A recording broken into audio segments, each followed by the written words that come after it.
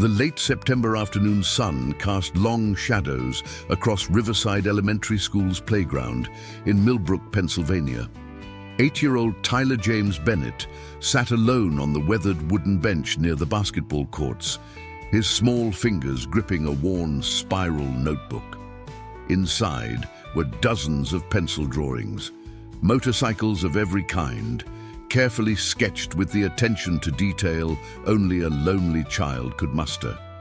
"Look, it's the freak with his stupid bike book again," came the voice of Brandon Willis, a stocky fifth grader with a cruel smile. Two of his friends, Derek and Justin, flanked him like wolves closing in on wounded prey. Tyler's chest tightened. He'd learned in his 3 years bouncing between foster homes that making yourself small sometimes made you invisible. Sometimes, but not today. "Give it here," Brandon demanded, snatching the notebook before Tyler could react. The pages fluttered in the breeze as Brandon held it high, just out of Tyler's reach. "Please," Tyler whispered, his voice barely audible. "That's all I have." "All you have?" Brandon mocked, flipping through the pages. "These stupid drawings? Your real parents didn't want you, and now you draw pictures of motorcycles like some baby." The words hit harder than any fist could. Tyler lunged for the notebook, desperation overriding fear. Brandon shoved him backward, hard. Tyler's feet tangled, and he stumbled off the curb into the adjacent street just as a delivery van turned the corner. The screech of brakes split the air. Tyler felt the impact against his left side, not from the van itself, but from his body hitting the asphalt. White-hot pain shot through his leg as he crumpled to the ground.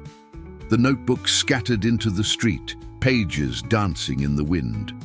The van driver, a middle-aged woman named Patricia Delgado, jumped out, her hands shaking. "Oh my God!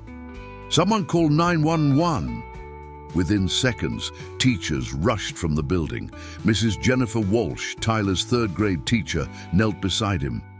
"Don't move, sweetheart. Help is coming."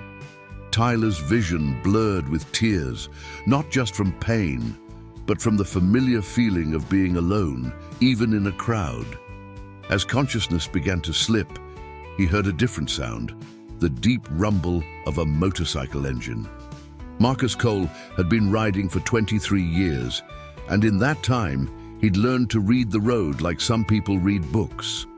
The sudden commotion outside Riverside Elementary, a school he passed every day on his way home from the auto repair shop, immediately caught his attention. He downshifted his black Harley-Davidson Road King, pulling into the school's parking lot.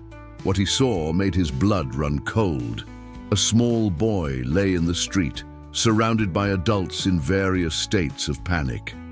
Marcus killed the engine and swung off his bike in one fluid motion, his 6'3" frame and tattooed arms parting the gathered crowd like Moses at the Red Sea. "I'm a certified EMT," Marcus announced, kneeling beside Tyler. It wasn't a lie. He'd maintained his certification for 15 years, a holdover from his time in the Army. "Has anyone called 911? "They're on their way," Mrs. Walsh replied, her eyes widening at the sight of the heavily tattooed biker in leather vest and boots. Marcus's trained eyes assessed the situation quickly. The boy was conscious but in shock, his left leg bent at an unnatural angle, definitely broken, possibly a fracture to the femur. "Hey there, buddy," Marcus said softly, his voice dropping to a gentle rumble that contrasted sharply with his intimidating appearance. "My name's Marcus. What's yours?" "Tyler," came the small, pain-filled response. "Tyler. That's a strong name. You're doing great, okay? I need you to stay still for me." "Can you do that?" Marcus carefully checked Tyler's pulse, elevated but steady. "Good sign." "It hurts," Tyler whimpered. "I know it does, son. I know." Marcus stripped off his leather jacket and draped it gently over Tyler's torso to combat the shock-induced chills. As he did, he noticed the scattered notebook pages around them, each one covered in detailed motorcycle drawings. Something in Marcus's chest tightened.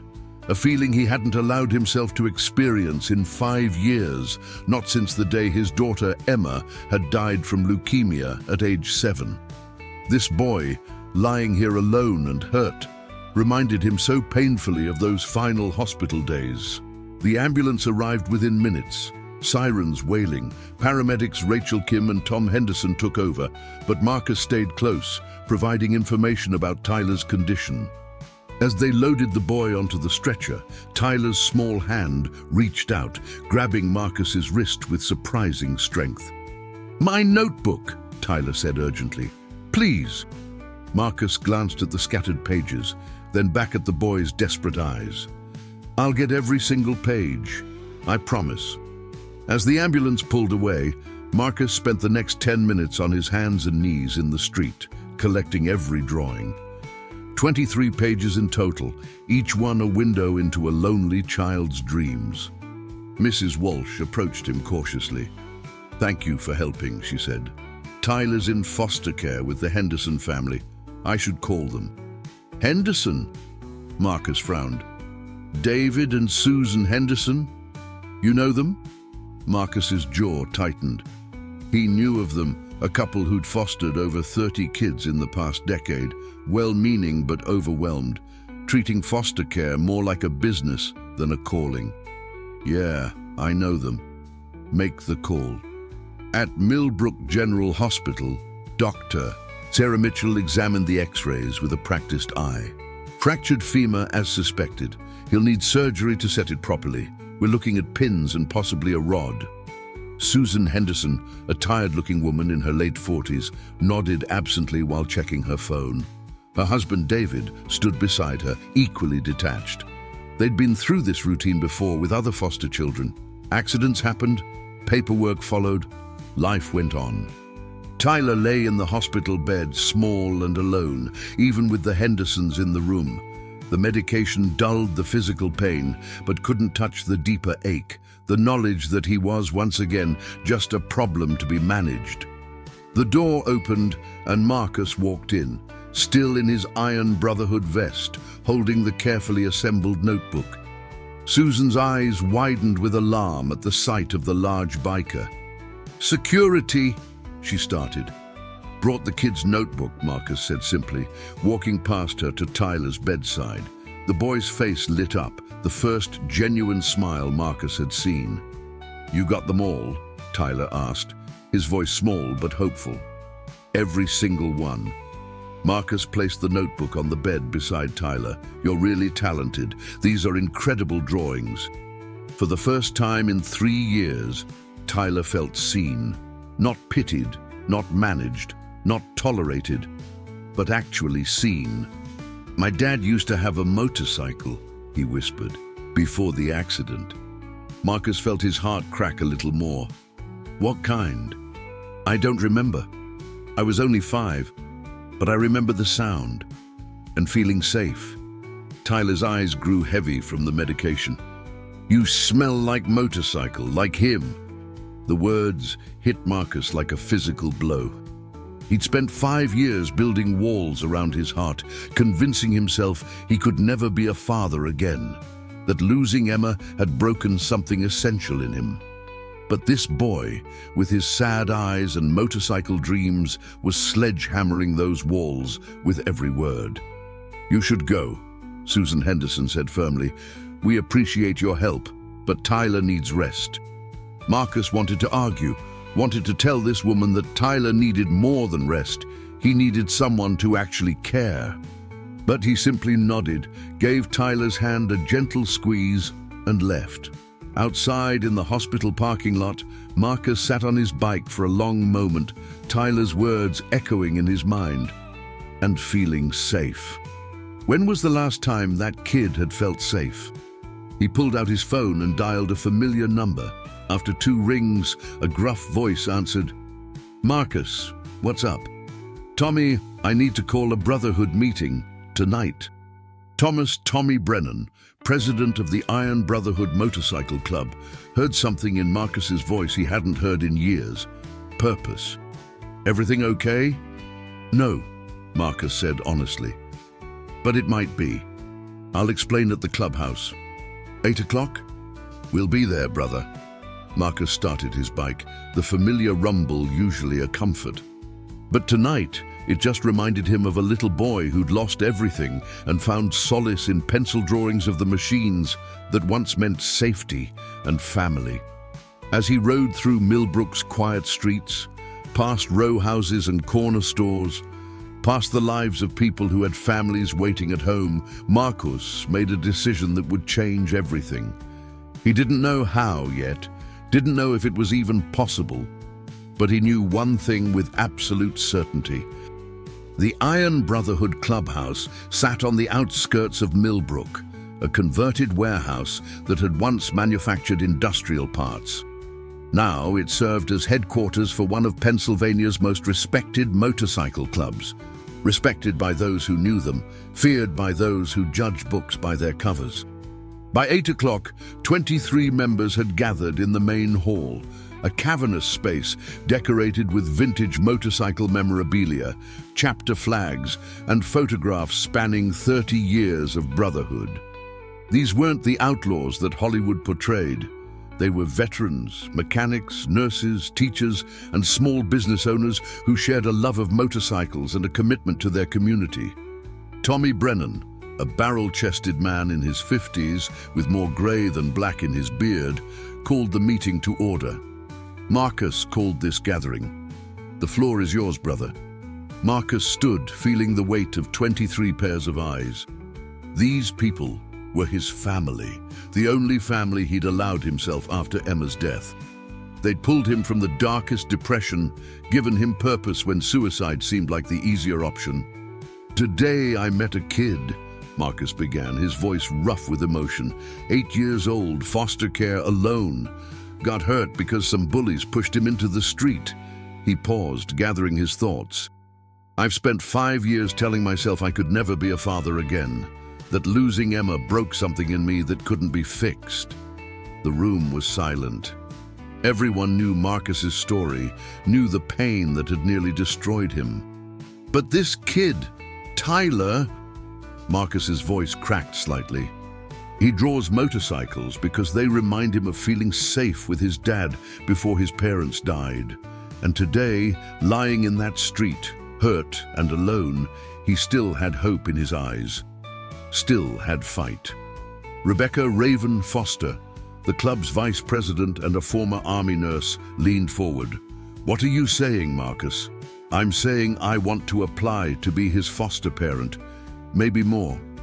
I want to give him a real home." Marcus met each person's gaze. "But I can't do it alone. The system's going to look at me, single guy, tattoos, motorcycle club, and see every stereotype. I need you all to have my back on this." Tommy stood, walking over to Marcus and gripping his shoulder. "Brother, you've been there for every single person in this room at some point. You think we wouldn't ride through hell for you?" Daniel Doc Morrison, a 56-year-old physician and founding member, spoke up. "The foster system's going to want home visits, character references, stability proof. I can help with the paperwork, vouch for your mental fitness. I'll represent you legally," added Jennifer Martinez, an attorney who joined the club 3 years prior. "Pro bono, we'll make sure everything's by the book." One by one, members volunteered. Catherine Wells, an elementary school teacher, offered to help with educational planning. James Kowalski, who owned a construction company, offered to help childproof Marcus's house. Miguel Santos, a licensed therapist, offered counseling support for Tyler's trauma. "There's something else," Marcus said. "This kid's being bullied, bad, the kind that got him hurt today. If he comes to live with me, he's going to need to know he's not alone anymore, that he's protected." Raven smiled, a fierce expression. "Every kid should know they have 200 bikers who've got their back." Tommy nodded. "The Iron Brotherhood doesn't just protect its members. We protect family. And if Tyler's going to be Marcus's son, he's our family too." The vote was unanimous. The Iron Brotherhood would support Marcus's journey to become Tyler's foster father and eventually, if possible, his adoptive father. Over the next week, Marcus threw himself into preparation with the same intensity he'd once devoted to military operations. His small, two-bedroom house on Maple Street underwent a transformation. The spare bedroom, which had served as storage for motorcycle parts, became a child's room. James and his crew installed new flooring, painted the walls a warm blue, and built custom shelves. Marcus stood in the doorway, overwhelmed. "This is too much." James wiped sweat from his brow. "No such thing as too much for a kid, Marcus. My old man gave me nothing but bruises and fear. You're giving this boy a chance. That's everything." Meanwhile, Jennifer Martinez navigated the bureaucratic maze of Pennsylvania's foster system. The initial application was 47 pages. Background checks, financial statements, home study preparations, each step designed to protect children, but each step also a potential barrier. "I won't lie to you," Jennifer said during a meeting at Marcus's kitchen table. "Being a single male applicant raises red flags. Your motorcycle club membership will be scrutinized. They're going to dig into everything: your military service, Emma's death, your mental health history." "I've got nothing to hide," Marcus said firmly. "I went to therapy after Emma died. I did the work. I'm stable." "I know you are. We just need to prove it to them." Doc Morrison provided detailed psychological evaluations. Tommy wrote a character reference that detailed Marcus's 15 years of community service through the Iron Brotherhood. Toy drives, veteran support, domestic violence intervention. Raven compiled incident reports showing Marcus's EMT responses, lives saved, crisis management. But Marcus knew the most important step was visiting Tyler. Tyler had been released from the hospital after successful surgery, but faced 12 weeks of recovery. He was back at the Henderson house, confined to a room he shared with 2 other foster children, his casted leg making mobility difficult. Marcus called ahead, proper protocol, and Susan Henderson reluctantly agreed to a visit. When Marcus arrived on Saturday afternoon, the house was chaotic. 5 foster children ranging from ages 4 to 14, overwhelmed caregivers, and an atmosphere of barely managed disorder. Susan led Marcus to the small bedroom, where Tyler sat propped up in bed, the notebook open in his lap.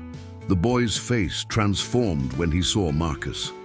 "You came back," Tyler said, wonder in his voice. "Said I would." Marcus pulled up a chair, careful not to bump the elevated leg. "How are you feeling?" "It hurts sometimes, but the drawings help." Tyler showed Marcus a new sketch, a remarkably detailed Harley-Davidson Road King. "I drew yours, from memory." Marcus studied the drawing, genuinely impressed. "You got every detail right. The saddlebags, the chrome, even the club patch on the windshield. Kid, you've got real talent." For the next hour they talked. Marcus learned that Tyler's parents, Michael and Laura Bennett, had died in a car accident 3 years ago. No extended family willing to take him. 3 foster placements in 3 years, each one promising temporary until a forever home could be found. "Do you think forever homes are real?" Tyler asked quietly, "or just something adults say?" The question gutted Marcus. "I think they're real, Tyler. I think sometimes it just takes time to find the right match." "The Hendersons are nice," Tyler said carefully, the words of a child who'd learned to be diplomatic. "But they're really busy. Mrs. Henderson says I'm lucky because some kids don't have anywhere to go." Marcus recognized the manipulation, making a child feel grateful for the bare minimum. "You deserve more than anywhere to go, Tyler. You deserve a home where you're wanted, not just accommodated." Tyler's eyes welled up. "Nobody wants me. My parents died, and it's like I disappeared. At school, I'm invisible unless someone wants to bully me. Here, I'm just another mouth to feed." His small voice broke. Sometimes I wonder if it would have been better if I died with my parents. Marcus's heart shattered. He reached out, gently taking Tyler's hand. "Tyler, look at me." He waited until the boy's tear-filled eyes met his. "What happened to you is not your fault. Your parents' death is not your fault. You are not invisible, and you are not a burden. You are a smart, talented, brave kid who survived things most adults couldn't handle." "You really think so?" "I know so." Marcus took a deep breath, knowing this was a pivotal moment. "Tyler, what would you think about coming to live with me? I'm starting the process to become a foster parent, and if you're okay with it, I'd like you to be placed with me when it's approved." Tyler stared at him, hardly daring to hope. "Really? You want me?" "Really, I want you." The boy launched himself forward, wrapping his arms around Marcus's neck, sobbing into his shoulder. Marcus held him, this broken child who was already healing his own broken heart, and made a silent vow. Tyler James Bennett would never feel unwanted again. Susan Henderson appeared in the doorway, her expression skeptical. "Mr. Cole, can I speak with you outside?" Marcus gently disentangled from Tyler. "I'll be right back, okay?" In the hallway, Susan crossed her arms. "I appreciate what you did at the accident, but you need to be realistic. The system doesn't just hand children over to single men with no parenting experience." "I'm going through proper channels," Marcus said evenly. "I've applied, I'm doing the home study, I've got references." "From your biker friends?" Susan's tone was dismissive. "Mr. Cole, I've been doing this for 12 years. I've seen men like you before. You get attached during a crisis, think you're going to save some kid, but when the reality of daily parenting hits, the homework struggles, the behavioral issues, the trauma responses, you disappear." Marcus kept his voice calm, though anger simmered beneath. "You don't know me, Mrs. Henderson. You don't know what I've survived or what I'm capable of. But you're right about one thing. I am going to save this kid from a system that's failing him, from people who see him as a check and a bed filled, rather than a child who deserves love." Susan's face flushed. "How dare you?" "I dare because Tyler just told me he wishes he died with his parents," Marcus said quietly, but with steel in his voice. "That's happening under your roof, so maybe instead of questioning my qualifications, you should ask yourself if you're really equipped to handle 5 traumatized children." The truth of his words landed like a slap. Susan's expression shifted from anger to something like shame, but she recovered quickly. "If you manage to get approved, we'll cooperate with the transition. But until then, you need to follow visiting protocols. No more than 2 hours, twice a week, and only with advance notice." "Understood." Marcus turned to go back to Tyler's room, but paused. "Mrs. Henderson, I'm not trying to make you the villain here. I know you're overwhelmed. But that boy needs more than what you can give him right now. Let me be that more." Over the following weeks, Marcus visited Tyler every Tuesday and Saturday like clockwork. He brought books about motorcycles, art supplies for drawing, and most importantly, consistent presence. Tyler began to heal physically and emotionally. During one visit, Marcus brought a special guest, Raven Foster, who'd helped raise 3 nieces after her sister's death. "Tyler, this is Raven. She's part of my motorcycle club and wanted to meet you," Marcus explained. Raven, despite her intimidating appearance, tall, muscular, with sleeve tattoos and short cropped hair, had a gentle demeanor. "Hey, Tyler. Marcus has told me a lot about your drawings. Mind if I take a look?" Tyler shyly showed her the notebook. Raven examined each page with genuine interest. "These are really good. Have you ever thought about design? Like actually drawing custom motorcycles for builders?" Tyler's eyes widened. "You can do that? As a job?" "Absolutely. My friend Christina runs a custom shop in Pittsburgh. She started by drawing her designs, just like you." For the first time, Tyler began to see a future beyond just surviving day to day. Marcus and Raven talked about possibilities, art classes, vocational programs, a world where Tyler's talent could be more than just a coping mechanism. When the visit ended and Marcus left, Susan Henderson pulled him aside. Her earlier hostility had softened to cautious respect. "He's different with you," she admitted. "Lighter. I thought you might be another well-meaning person who'd disappear, but you keep showing up." "I'll always show up," Marcus said simply. "The home study is scheduled for next week, right?" Marcus nodded. The home study, the make-or-break evaluation where a social worker would assess every aspect of his life, his home, his fitness as a parent. "I'll write a support letter," Susan offered. "Tyler deserves this chance, and honestly, so do you." It was the first crack in the armor, the first sign that the system might actually work in their favor. Gloria Patterson had been a Child Protective Services caseworker for 18 years. She'd seen the best and worst of humanity, had placed children in homes that became havens, and removed children from homes that became nightmares. She'd learned to trust her instincts while following protocol to the letter. On a crisp October morning, she pulled up to Marcus Cole's address on Maple Street. The house was a modest, single-story ranch, well-maintained but unpretentious. What caught her attention was the number of motorcycles parked on the street, at least 8, all polished and clearly well cared for. Before she could knock, the door opened. Marcus stood there, cleaned up but not trying to be someone he wasn't. Jeans, a button-down shirt, tattoos visible on his forearms. "Ms. Patterson, thank you for coming. Please come in." Gloria stepped inside and immediately noted the changes from the preliminary visit photos.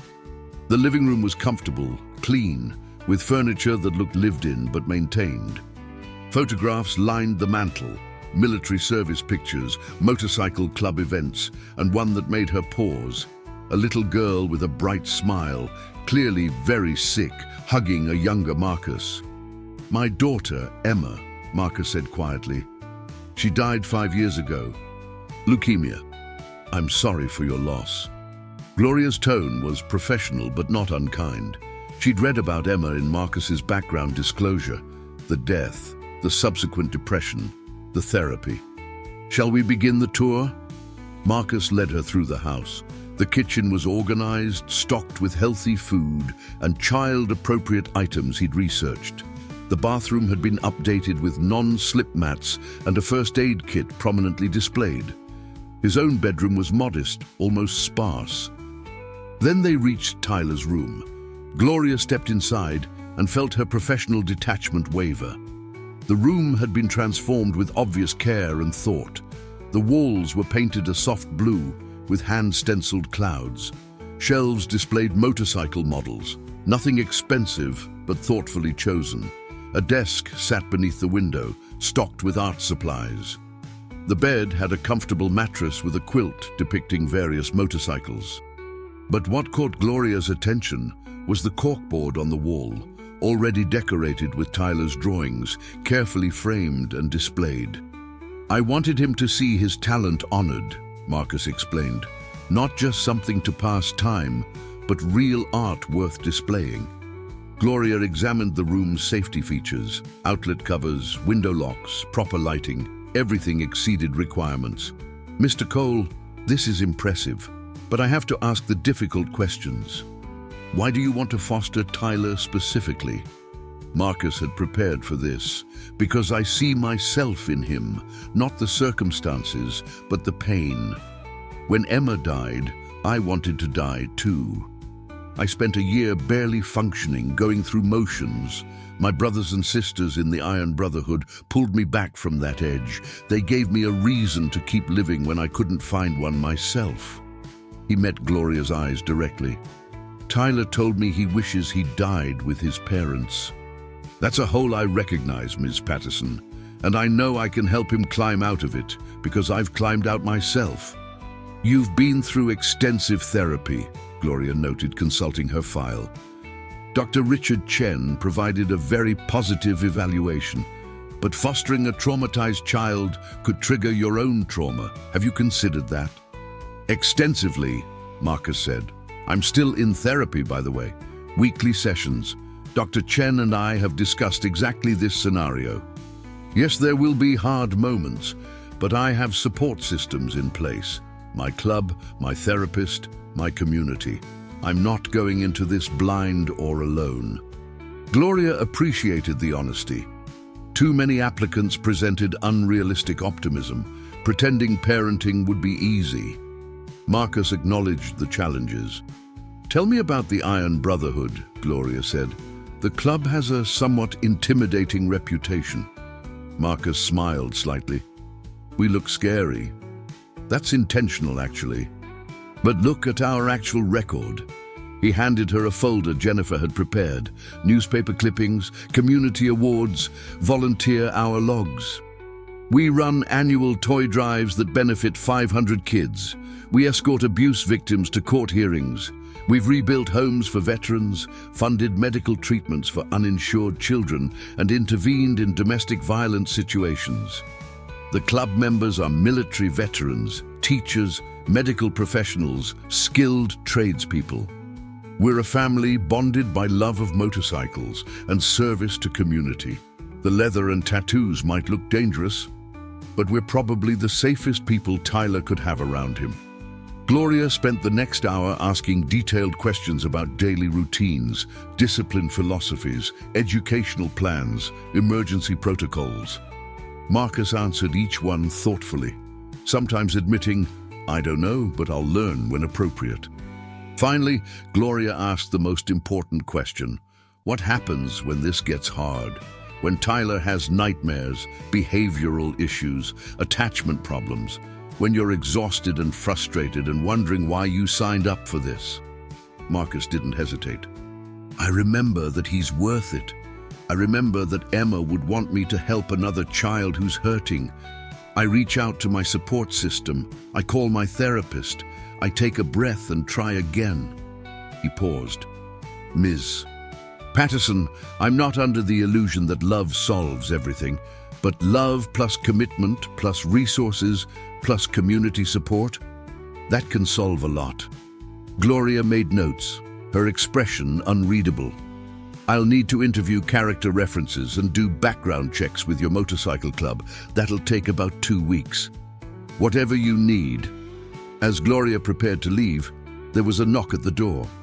Marcus opened it to find Tommy, Raven, Doc Morrison, and Jennifer Martinez, all cleaned up, all professional looking despite the motorcycles parked outside. "Ms. Patterson, we wanted to introduce ourselves," Tommy said. "We're members of the Iron Brotherhood," and Marcus's references. Gloria raised an eyebrow. "This is unusual." "So is our brother," Raven said with a smile. "We wanted you to see that when we say Marcus has support, we mean it. We're not just people who'll vouch for him on paper. We're people who'll show up at 3 a.m. when parenting gets hard, who'll babysit when he needs a break, who'll help with homework and teach Tyler to change motorcycle oil and be uncles and aunts in every way that matters." Doc Morrison stepped forward. "I've known Marcus for 15 years. I watched him become a father to Emma, watched him pour everything into her care during her illness. I watched him nearly destroy himself with grief afterward, and then watched him claw his way back to life. That kind of resilience, that kind of love, it doesn't disappear. It's who he is."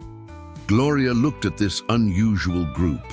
Bikers in leather standing in a suburban living room, making a case for one of their own to become a foster parent. It was unlike anything in her 18 years of experience. "I appreciate you coming," she said carefully. "I'll be conducting individual interviews with each of you as part of the evaluation process. You'll receive scheduling calls this week." After they left, Gloria sat in her car for a long moment reviewing her notes. Every checkbox marked, every requirement exceeded, every answer thoughtful and honest. But more than that, she'd felt something in that house.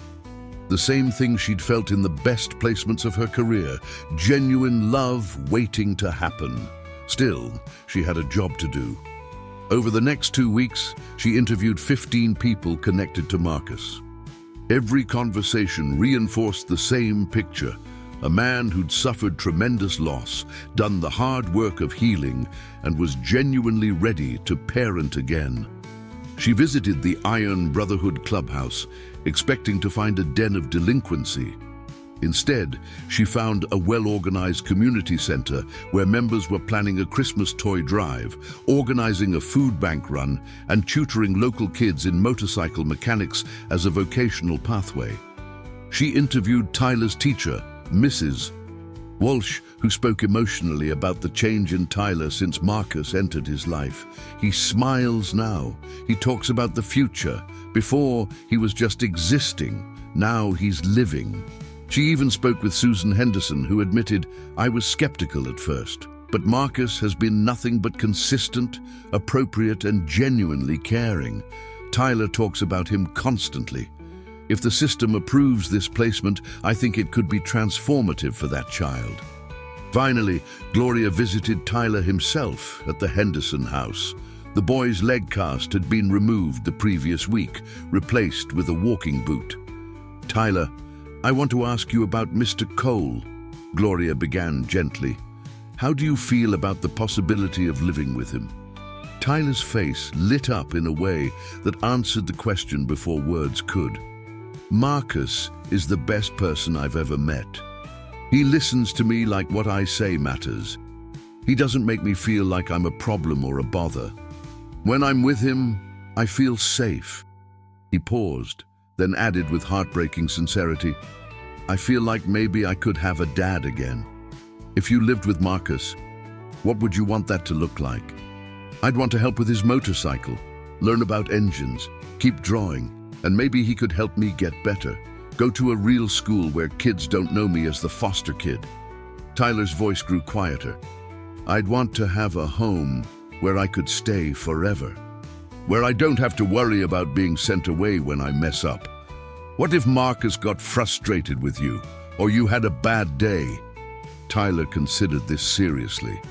"Marcus told me that families work through hard stuff together, that being mad at someone doesn't mean you stop loving them. I think if I messed up, he'd be disappointed, but he wouldn't give up on me. That's different from here."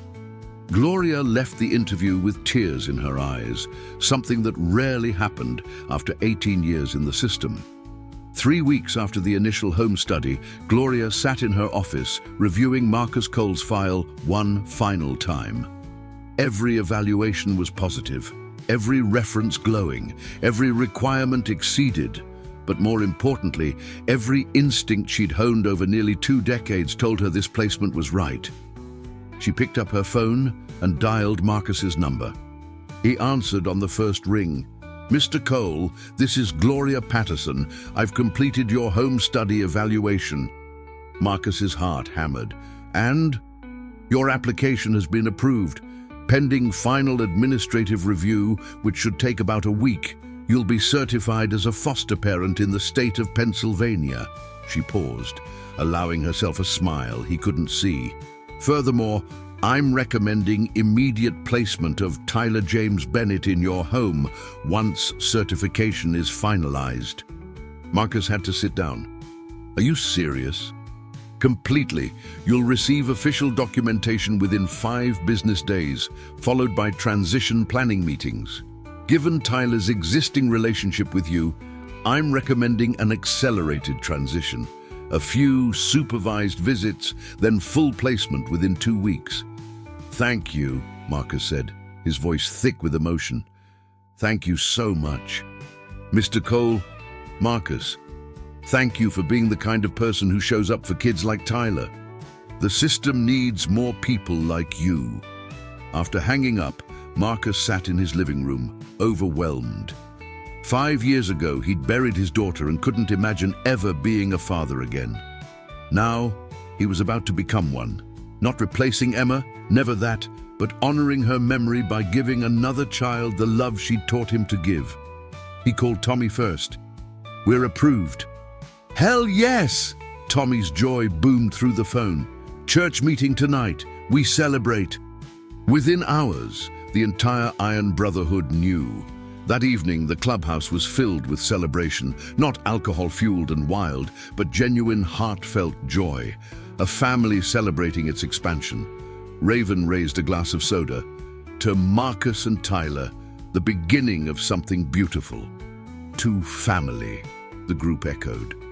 By blood or by choice? Marcus looked around at these people, his brothers and sisters, and felt a profound sense of gratitude. He wasn't doing this alone. Tyler wasn't joining just him. He was joining a whole community ready to love and support him. The following Saturday, Marcus visited Tyler with the news. The boy's reaction was everything Marcus hoped: tears, laughter, a bone-crushing hug from a child who'd stopped believing in good things happening.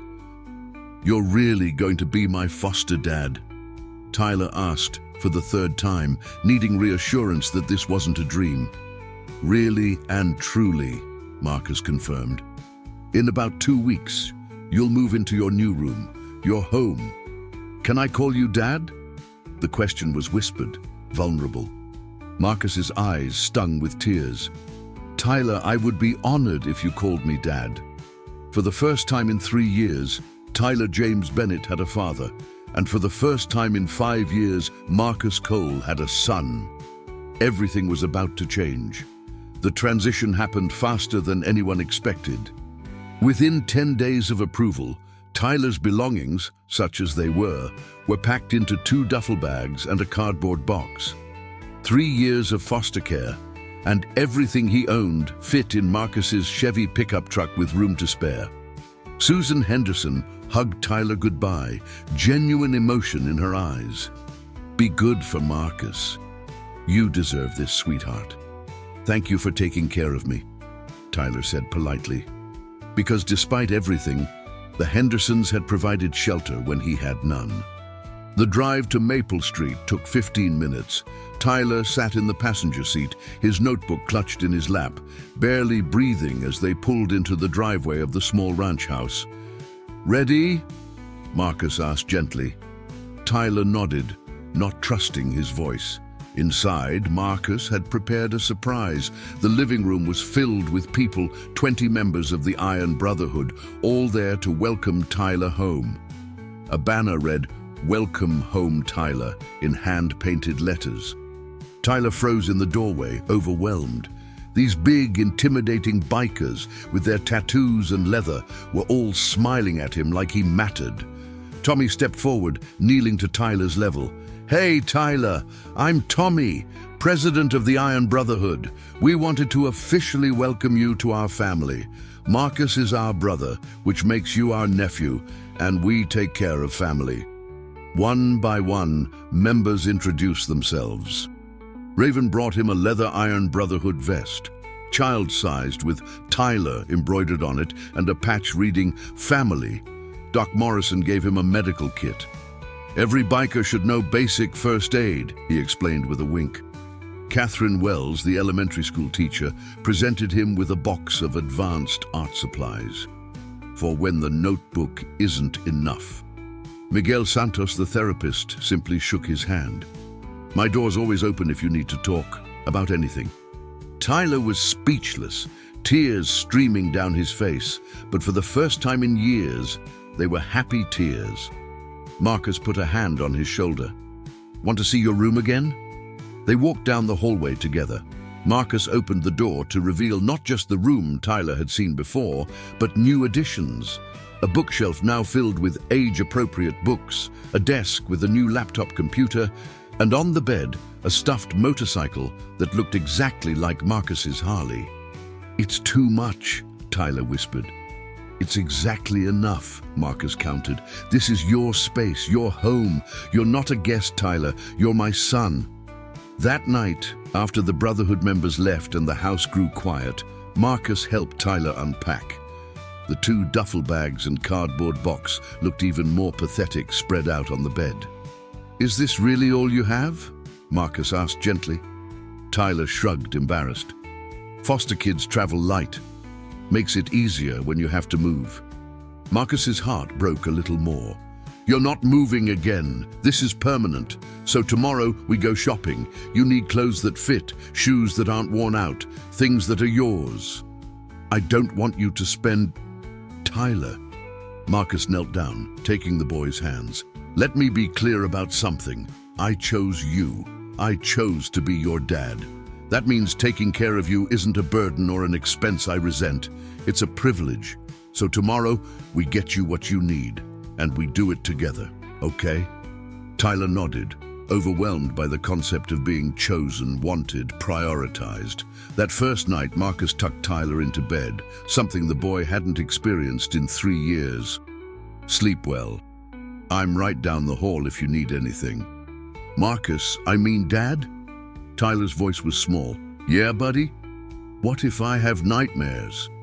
Marcus sat on the edge of the bed. Then you wake me up and we deal with them together. That's what families do. The Hendersons said I shouldn't wake them for bad dreams, that I was old enough to handle it myself. Anger flashed through Marcus, but he kept his voice calm. The Hendersons were wrong. You're 8 years old. You're allowed to need help, allowed to be scared, allowed to want comfort. Always wake me up, Tyler, always. Tyler fell asleep feeling safer than he had in 3 years. The first week was an adjustment for both of them.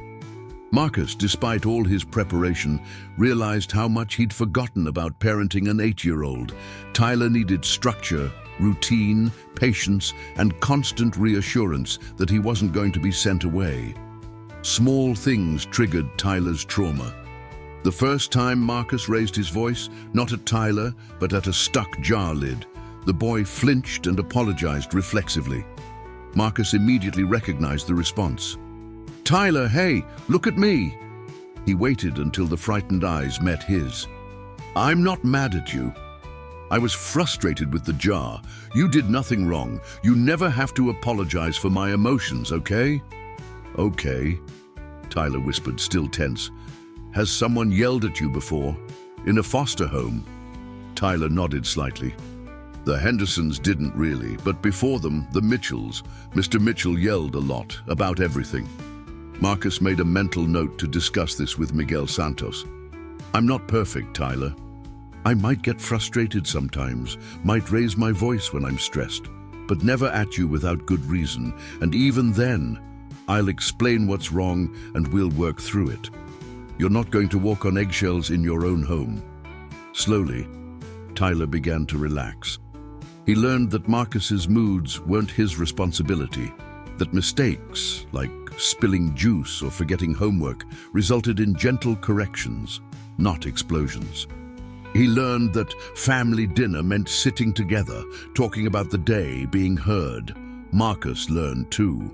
He learned that Tyler hoarded food in his room from fear of scarcity, a habit from unstable placements.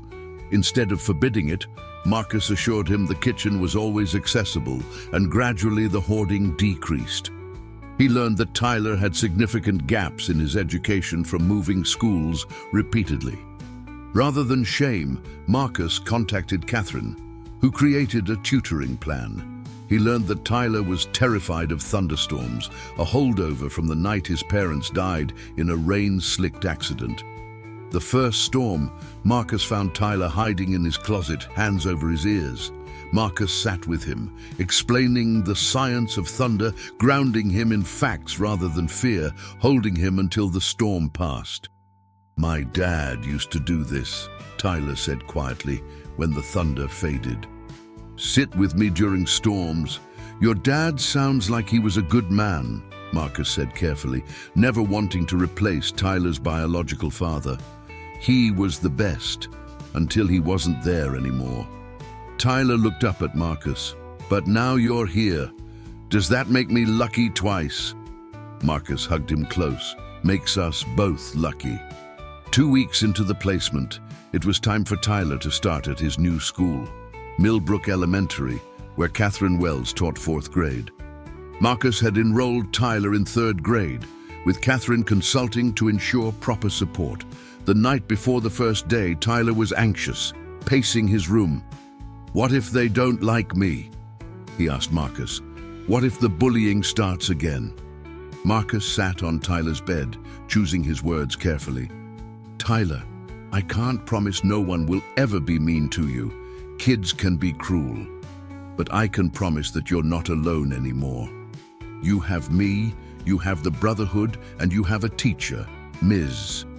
Wells, who already knows your story and is looking out for you. What if someone pushes me again? Then you tell a teacher immediately. You don't fight back physically, but you stand up for yourself with words. And you remember that being kind doesn't mean being a doormat. Marcus pulled out his phone. Also, I want to show you something. He pulled up a group chat with the Iron Brotherhood. The message thread was titled Tyler's First Day. It was filled with encouraging messages. Tommy, knock 'em dead, kid. Show them what Brotherhood family looks like. Raven, remember you're braver than you think. We're all rooting for you. Doc Morrison, education is power. Learn everything you can. 23 messages, each one from a different member, each one reminding Tyler he had an army of support. Tyler's eyes welled up. They all took time to write to me because you matter to them, because you're family. The next morning, Marcus drove Tyler to school. As they pulled into the parking lot, Tyler's anxiety spiked. I don't know if I can do this. Yes, you can, and I'll prove it. Marcus parked and walked Tyler to the entrance, where Catherine Wells waited. Tyler, I'm so glad you're in my class, she said warmly. I have you sitting next to Emma Rodriguez. She's kind and loves art too. I think you'll be friends. Tyler took a deep breath, gripped his new backpack, and looked back at Marcus. I'll be here at 3 o'clock sharp, Marcus promised. You've got this, son. Watching Tyler walk into the building, Marcus felt the familiar parental mixture of pride and terror. He wanted to protect this child from every hurt, but knew he had to let Tyler grow, take risks, learn resilience. The day passed agonizingly slowly for Marcus. He texted Tommy, "Is this how it always feels? Like your heart is walking around outside your body?" Tommy's response, "Welcome to parenthood, brother. It never gets easier, but it gets more rewarding." At 2:45, Marcus was parked outside the school, 15 minutes early. At 3:05, Tyler emerged, not alone, but with a small girl, Emma Rodriguez, chatting animatedly about a drawing Tyler had done during art class. "Dad!" Tyler called out, waving. The word still sounded tentative, testing its weight, but it was there. In the truck, Tyler talked non-stop about his day. The math lesson he understood, the lunch that was pretty good, the recess where he and Emma had drawn with sidewalk chalk, the reading group where his contributions were praised. "So it was a good day?" Marcus asked, relief flooding through him. "The best day," Tyler confirmed, then quieter. "It's weird not waiting for the bad thing to happen. Like all day I kept thinking someone would ruin it, but no one did." Marcus understood that feeling, the shoe perpetually waiting to drop, the inability to trust good things. It'll take time to believe that life can be stable and good, but we'll get there together. As October turned to November, a routine emerged. School days, homework at the kitchen table, dinner together, evening time for drawing or reading, bedtime stories. Weekends involved motorcycle maintenance, Marcus teaching Tyler basic mechanics, and brotherhood events. Tyler became a fixture at the clubhouse, the members genuinely embracing him. James taught him woodworking. Miguel played chess with him, using the game to teach strategic thinking and patience. Raven took him to an art museum in Pittsburgh, exposing him to professional art for the first time. "Do you think I could be an artist?" Tyler asked during that museum visit, standing in front of a massive motorcycle photograph. "Tyler, you already are an artist," Raven corrected. "The question is what kind you want to become, and that's something you have time to figure out." The concept of having time, having a future to plan for, was still foreign to Tyler. But slowly, he began to believe it. At school, Tyler thrived. His friendship with Emma Rodriguez blossomed into a small social circle that included 2 other kids, Jason Chen and Layla Thompson. For the first time, Tyler had friends who knew him as Tyler, Marcus's son, not Tyler the foster kid. But not everything was perfect. In mid-November, Marcus got a call from Catherine. "We had an incident today," she said carefully. "Brandon Willis, the boy involved in Tyler's accident, started taunting Tyler during recess. Tyler handled it beautifully, walked away and told a teacher, but Brandon followed him, pushing him and calling him names. Tyler finally snapped and pushed back." Marcus's stomach dropped. "Is he okay?" "Physically, yes. Emotionally, he's pretty shaken. The principal wants to meet with you tomorrow." That evening, Marcus sat with Tyler, who was curled up on the couch, tears streaming down his face. "I messed up," Tyler sobbed. "I pushed him back. I know you said not to fight, but he kept saying I didn't have a real family, that you were just a biker who felt sorry for me, and I got so mad." "Tyler, stop." Marcus pulled him close. "You're not in trouble with me. You're human. You got pushed, literally and emotionally, and you reacted. That's understandable. But I broke your rule. My rule is about not starting fights. You didn't start this. Brandon did.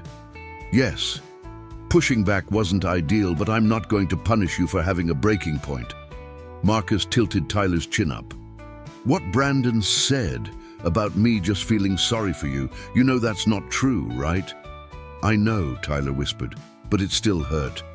Words do hurt, sometimes more than physical hits. But here's the truth, Tyler. I didn't adopt you out of pity. I chose you because you're smart, brave, talented, and deserve a family who sees that. Brandon's words can't change that truth." The next day, Marcus met with Principal David Reynolds, a fair-minded man in his 60s.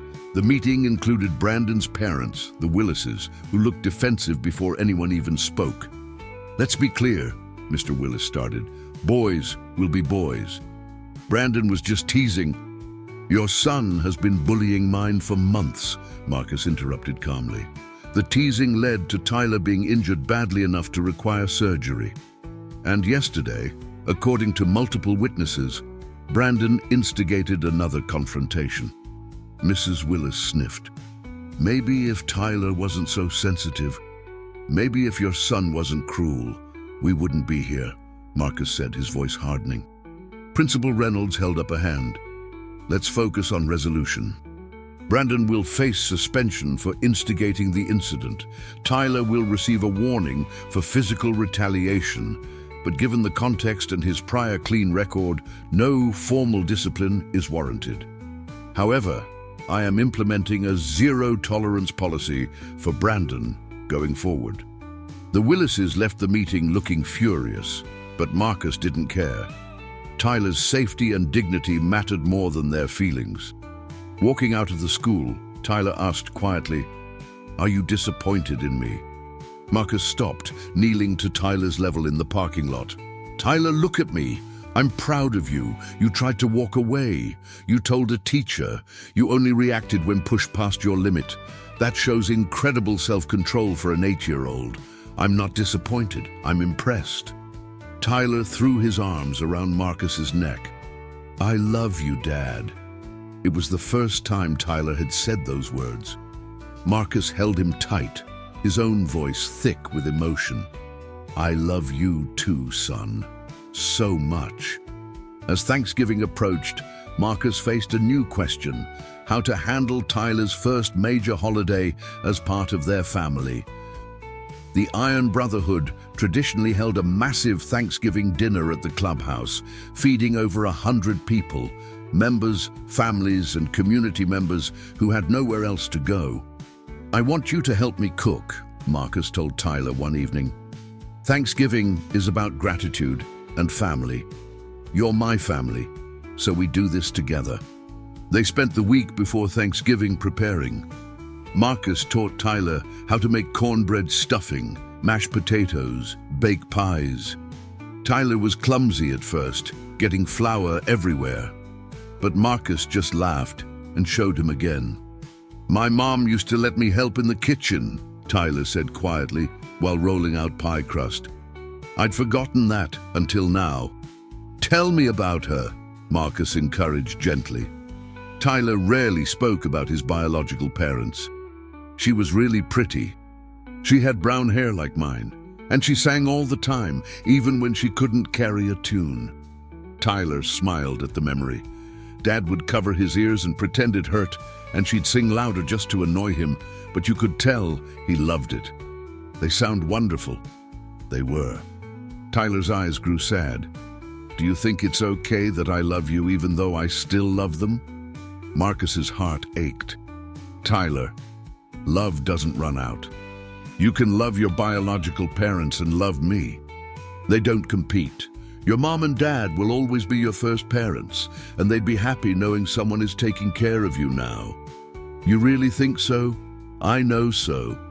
Because if something happened to me, I'd want someone good to take care of you. Love multiplies, buddy. It doesn't divide. On Thanksgiving Day, the clubhouse was transformed into a feast hall. Long tables groaned under the weight of food. The atmosphere was joyful, chaotic, warm. Tyler helped serve, wearing his Iron Brotherhood vest, beaming as members complimented the dishes he'd helped prepare. Tommy stood to give the traditional Thanksgiving toast. This year we have something extra special to be grateful for. Marcus found his way back to fatherhood, and Tyler found his way home, to family, by birth, by choice, by love. To family. The room echoed. Tyler looked around at the faces, this eclectic, unconventional, beautiful family, and felt something he hadn't felt in 3 years. Belonging. After dinner, Tyler approached Raven quietly. Can I ask you something? Anything, kiddo. Why does everyone here care about me? I'm not really related to any of you. Raven knelt down, her expression serious. Tyler, family isn't about blood. It's about showing up. It's about choosing each other every day. Marcus chose you. We choose Marcus. So by extension, we choose you. Your Iron Brotherhood family now. That means something. What does it mean? It means you're never alone. It means when life gets hard, you have 200 people ready to stand with you. It means you matter. She ruffled his hair. Get used to it, kid. December brought new challenges and joys. Marcus officially filed for adoption, beginning the lengthy legal process to make Tyler permanently his son. Jennifer Martinez handled the paperwork, and Gloria Patterson enthusiastically supported the petition. Tyler's 9th birthday fell on December 15th. Marcus wanted to make it special. Tyler had mentioned that his last real birthday party was before his parents died. What do you want to do? Marcus asked. Tyler thought for a long moment. Can we have a party at the clubhouse? With the Brotherhood and my friends from school? Marcus grinned. Absolutely. The party planning became a Brotherhood event. Catherine helped coordinate bringing Tyler's school friends. Raven organized games. Doc Morrison arranged for a local bakery to donate a custom cake shaped like a motorcycle. James built a wooden ramp for kids to ride bikes and scooters. On Tyler's birthday, December 15th, the clubhouse was filled with an unusual mix. Tattooed bikers alongside third graders, leather vests mingling with cartoon backpacks. It shouldn't have worked, but it did. Emma Rodriguez, Tyler's best friend, was wide-eyed. Your family is so cool, she whispered. Tyler beamed with pride. Yeah, they really are. The highlight came when Tommy presented Tyler with a gift from the entire Brotherhood, a custom-built bicycle painted to look like Marcus's Harley, complete with miniature saddlebags and a horn that sounded like a motorcycle engine. Tyler was speechless, running his hands over the bike in wonder. This is mine. Really? Really? Marcus confirmed. Every biker needs a good ride. That night, after the party ended and friends went home, Marcus tucked Tyler into bed. The boy was exhausted but happy, clutching a photograph from the party showing him surrounded by bikers and school friends. This was the best birthday ever, Tyler murmured sleepily. You deserve the best, Tyler, every day. Dad? Tyler's voice was already fading towards sleep. "I'm glad I got hurt that day. I know that sounds weird, but if I hadn't, you wouldn't have found me."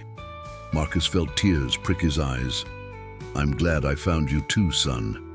Best thing that ever happened to me."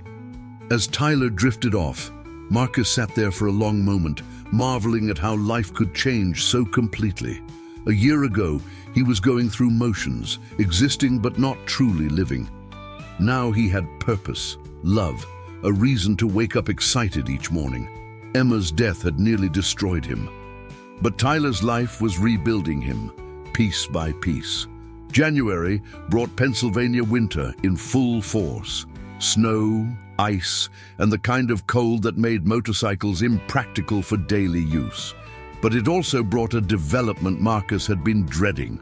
The bullying escalated despite Brandon Willis's suspension. Brandon had returned to school in early January, and though he avoided direct confrontation with Tyler, he'd enlisted others.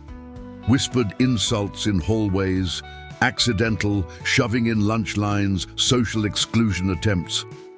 Tyler handled it with impressive maturity, reporting incidents to teachers and leaning on his friendship with Emma, Jason, and Layla. But Marcus could see the toll it was taking, the tension in Tyler's shoulders, the diminishing enthusiasm for school. During a therapy session with Miguel Santos, which Tyler had started attending monthly, the issue came to a head. "They keep saying I don't belong," Tyler admitted, "that I'm just a charity case, that Marcus only took me in because he felt sorry for me." "What do you think?" Miguel asked gently. "I know it's not true, but when you hear something enough times..." Tyler's voice trailed off. Miguel looked at Marcus.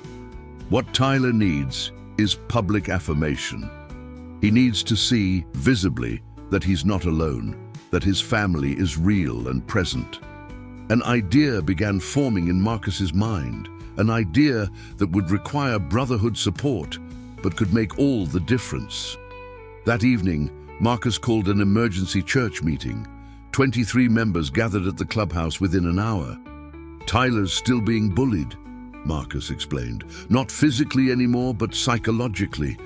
They're attacking his sense of belonging, telling him he's not really wanted, that our family isn't real." Tommy's expression darkened. "What do you need?"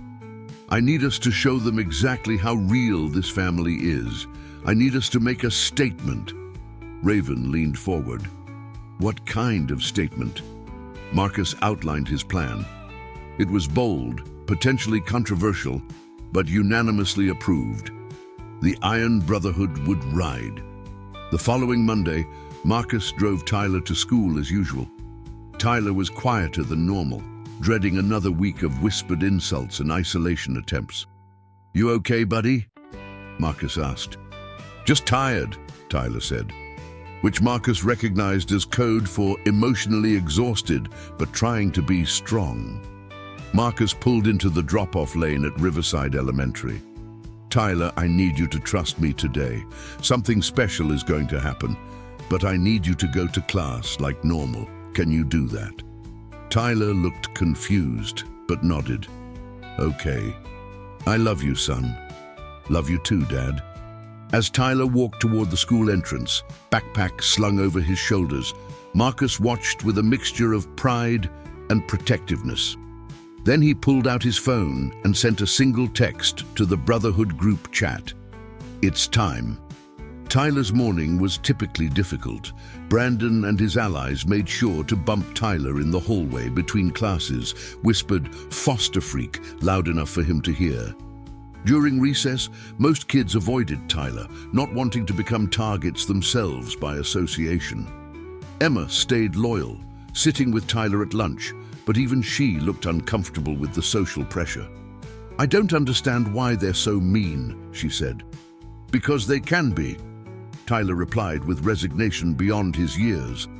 At 1:30 p.m. during math class, the rumble started. At first it was barely audible, a distant sound like thunder, but it grew louder, deeper, unmistakable. Every student's head turned toward the windows. Motorcycles, dozens of them. Mrs. Walsh stood, walking to the window, her eyes widening. Oh my! Students rushed to the windows, Tyler included. What he saw made his heart stop. The school parking lot and adjacent street were filled with motorcycles, at least 200 of them.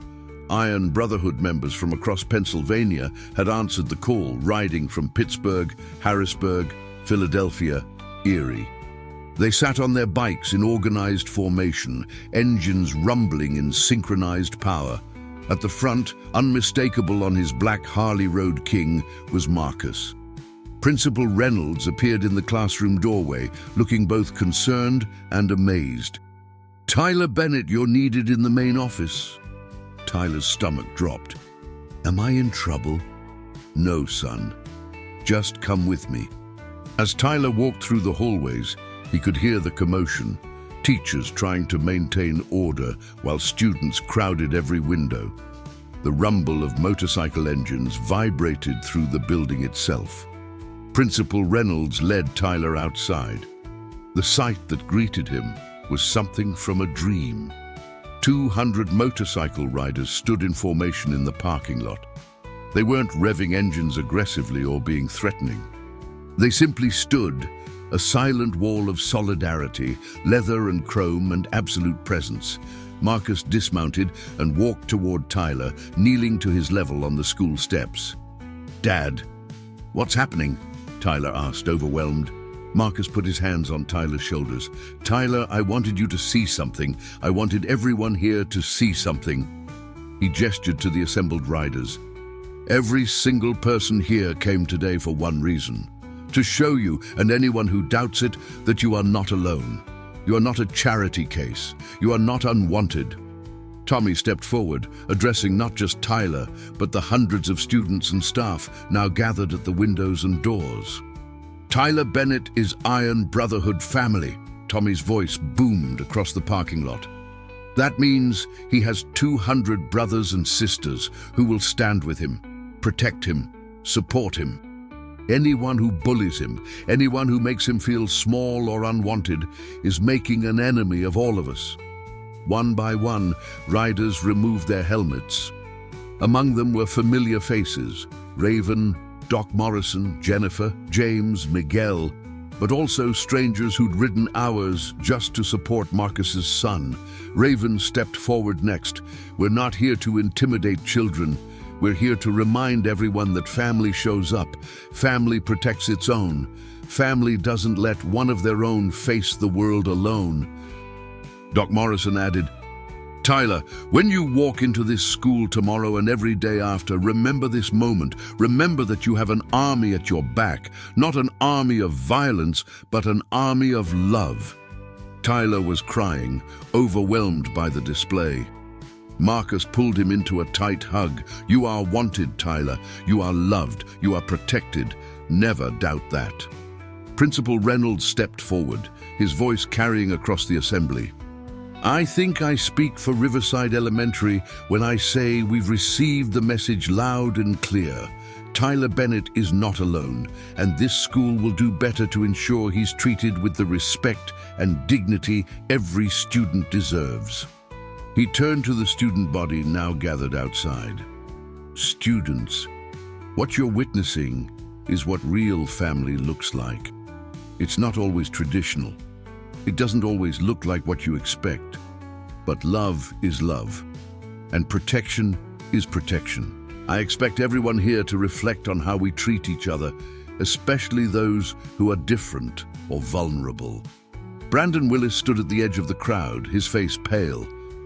The reality of what he'd been doing, bullying a child who had this kind of support, this kind of family, finally seemed to hit him. Catherine Wells approached with Tyler's classmates, including Emma, Jason, and Layla. They surrounded Tyler in a group hug. "This is the coolest thing I've ever seen," Jason said, eyes wide. Emma squeezed Tyler's hand. "Your family is amazing." The riders stayed for 30 more minutes, not causing disruption but making their presence felt. Then, in organized waves, they started their engines and departed, each one offering Tyler a wave, a salute, or a nod of solidarity as they passed. Marcus was the last to leave. He hugged Tyler one more time. "I'll be back at 3 o'clock for pickup. You going to be okay?" Tyler nodded, standing taller than he had in months. "Yeah, Dad. I'm going to be okay." As Marcus rode away, Tyler turned back to the school. Every student, every teacher was looking at him differently, not with pity, not with mockery, but with respect. He walked back into the building with his head high, Emma at his side, knowing that everything had changed. The aftermath of the ride, as it became known, was profound and lasting. The local news picked up the story, initially with skeptical headlines about motorcycle clubs intimidating a school. But interviews with Principal Reynolds, teachers and students revealed the truth. It was a display of family support, nothing more. The story went viral. Bikers show up for bullied foster son, trended on social media. Letters poured into the Iron Brotherhood from across the country, other foster children, adoptive parents, people inspired by the story. But the most important impact was local. Bullying at Riverside Elementary didn't disappear overnight. It never does. But the culture shifted. Brandon Willis, humbled and perhaps genuinely remorseful, approached Tyler 2 weeks later.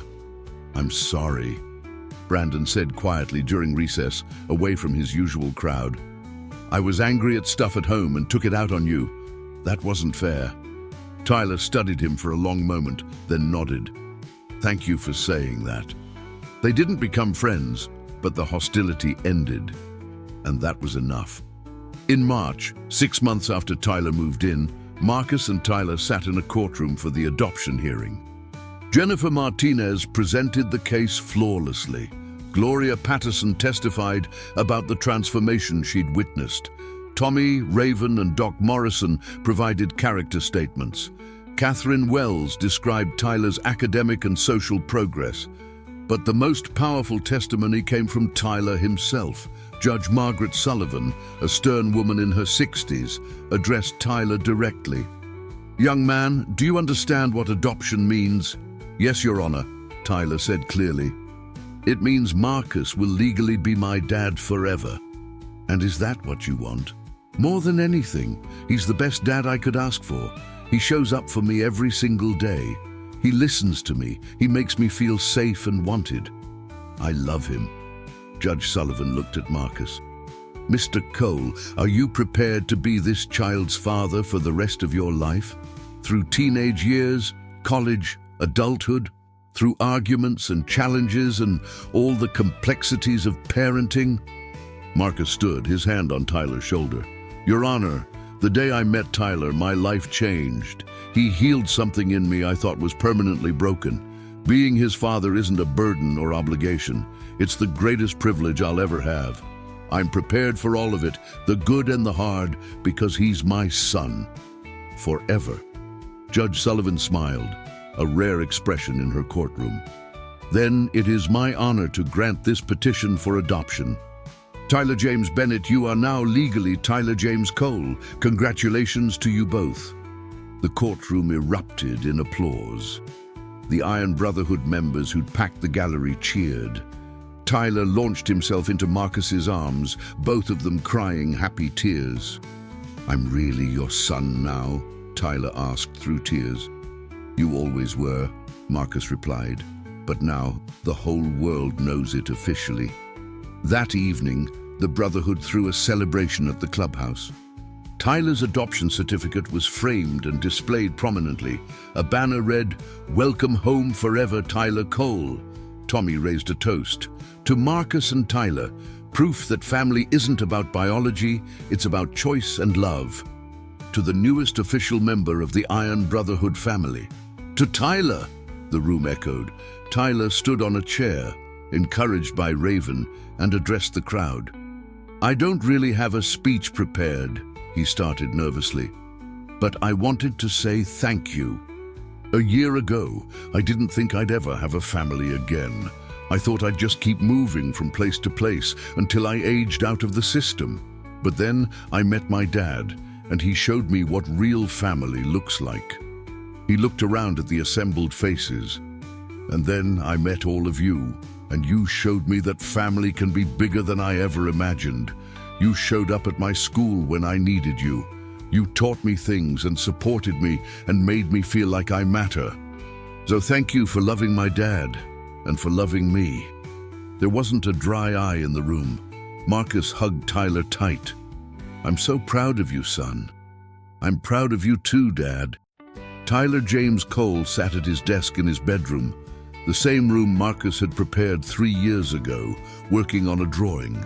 At 11 years old, his artistic talent had flourished. He was enrolled in weekend art classes at the community college, and several of his pieces had won awards in local competitions.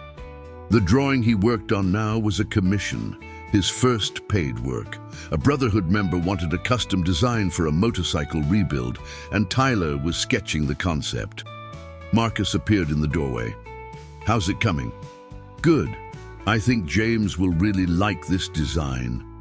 Tyler showed Marcus the intricate drawing, flames and chrome and details that showcased genuine talent. That's incredible, Tyler. You're going to make good money doing this. Tyler grinned. Saving for college.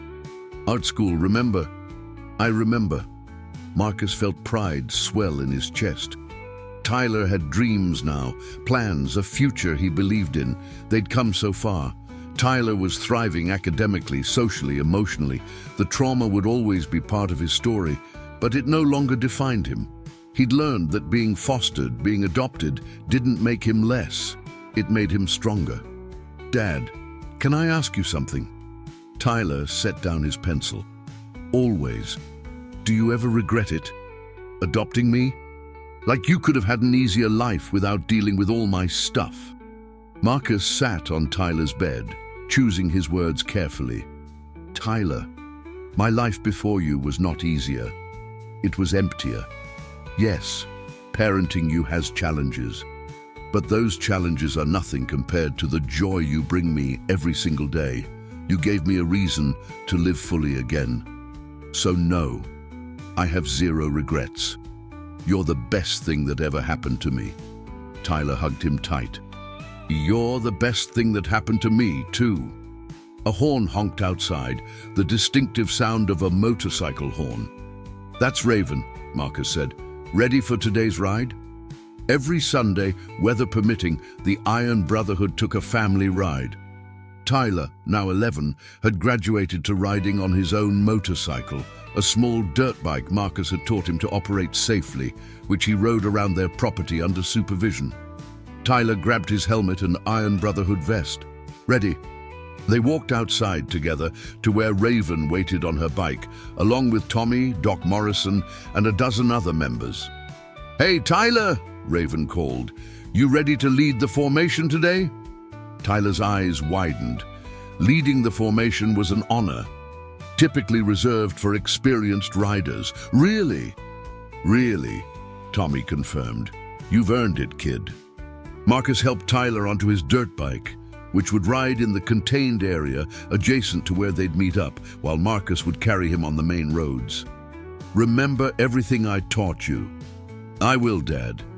As the group prepared to ride, Marcus looked at his son, confident, happy, loved, and marveled at the journey that had brought them here. A broken man and a broken boy, healing each other through love and commitment. The motorcycles roared to life, that familiar rumble that had once reminded Tyler of safety with his biological father, now reminding him of safety with his chosen father.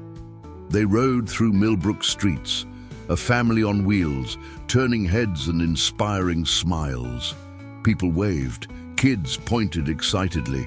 Tyler looked back at Marcus, riding beside him, and felt overwhelming gratitude.